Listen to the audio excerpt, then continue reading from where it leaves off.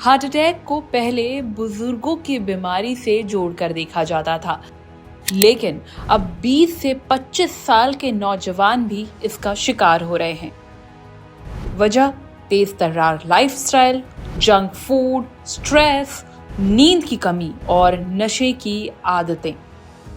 और हैरानी की बात यह है कि सिर्फ आपका डाइट ही नहीं बल्कि ओरल हेल्थ यानी मुंह की सफाई की लापरवाही भी आपके हार्ट पर भारी पड़ सकती है।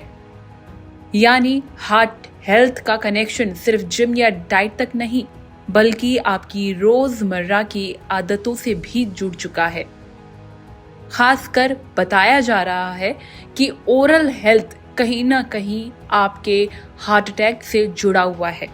कैसे जुड़ा हुआ है, इसके लिए thehealthsite.com ने बात करी सीनियर कार्डियोलॉजिस्ट डॉक्टर मोहित से।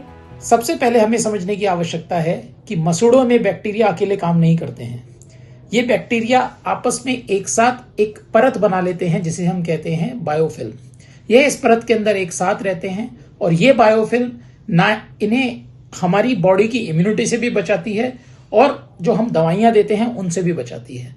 तो अगर हम हमारे मसूड़ों की हेल्थ का ध्यान ना रखें तो बायोफिल्म में बैठे ये बैक्टीरिया धीरे धीरे उन खराब मसूड़ों से खून के अंदर घुसते रहते हैं। रक्त के द्वारा ये हमारी कोरोनरी आर्टरीज यानी कि हृदय की कोशिकाओं को ब्लड सप्लाई पहुंचाने वाली हमारी हार्ट की धमनियां यानी कोरोनरी आर्टरीज में जाना शुरू कर देते हैं। वहां पे जाके ये एक प्लाक बनाने में मदद करते हैं।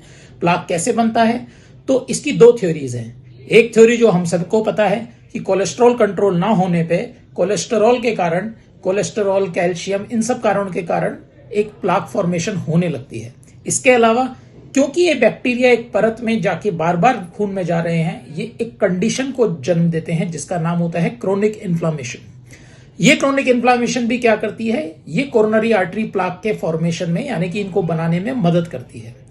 जब ये कोरोनरी आर्टरी के प्लाक अनस्टेबल होते हैं यानी कि वल्नरेबल प्लाक होते हैं, तब एक दिन ये प्लाक फट जाता है और प्लाक फटने के कारण कोरोनरी आर्टरी 100% रुक जाती है, जिसको कि हम मेडिकल भाषा में कहते हैं अक्यूट कोरोनरी सिंड्रोम और आम भाषा में कहते हैं हार्ट अटैक। अगर हम हमारे मसूड़ों का ध्यान रखें, मसूड़ों की हेल्थ का ध्यान रखें, दिन में 2 बार ब्रश करें, फ्लॉस का इस्तेमाल करें, साल में कम से कम 2 बार अपने डेंटिस्ट को दिखाएं, तो कैसे हम इन बैक्टीरियाज की ग्रोथ को रोक सकते हैं, कैसे हम मुंह के बैक्टीरिया के द्वारा जो एक क्रोनिक इन्फ्लामेशन की स्थिति आ रही है उसको कैसे रोक सकते हैं और किस प्रकार हम हार्ट अटैक भी प्रिवेंट कर सकते हैं। इसके अलावा कुछ ऐसे मरीज हैं जिनको कि वाल्व की बीमारी की शिकायत होती है, जिनको कि वाल्व की बीमारी की शिकायत के कारण नया वाल्व लगता है हार्ट का।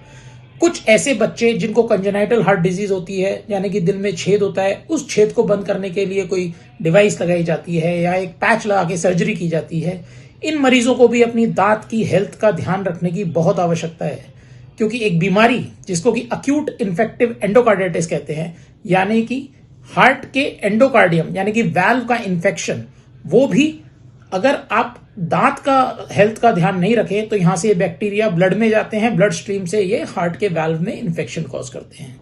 इनफैक्ट जिन लोगों को पुरानी वाल्व की सर्जरी हो रखी है, जिन लोगों को कंजेनाइटल हार्ट डिजीज के लिए दिल के छेद बंद करने की सर्जरी हो रखी है, जिनको एग्जिस्टिंग वाल्व की डिजीज है, अगर वे दांत का कोई प्रोसीजर भी करा रहे हैं, दांत पे कोई रूट कनाल करा रहे हैं या दांतों की सफाई करा रहे हैं या दांत निकलवा रहे हैं, उन्हें एक प्रोफाइलेक्टिक एंटीबायोटिक देने की आवश्यकता जरूर है।